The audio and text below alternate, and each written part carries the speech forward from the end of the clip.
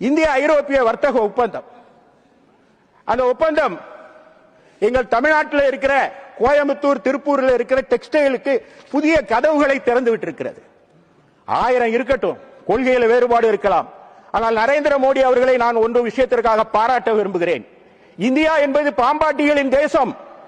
அது பாம்பாட்டிகளின் தேசம் என்று சொல்லுகிற போது இன்றைக்கு உலகத்திலேயே 4வது பெரிய வர்த்தகம் பொருளாதாரமாக உயர்த்தி காட்டியவர் நரேந்திர மோடி. அதற்காக அவருக்கு நான் தலைவணங்க விரும்புகிறேன். என் பிச்சிப்பு வார்த்தைகளால் அவரை மெச்சி புகழ விரும்புகிறேன். என்ன சொல்லுவாங்க?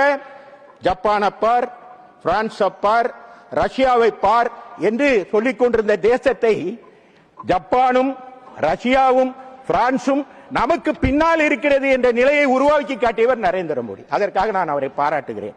பிரிட்டிஷ் இந்தியாவை பிரிட்டிஷ் அடிமைப்படுத்தி இருந்தது.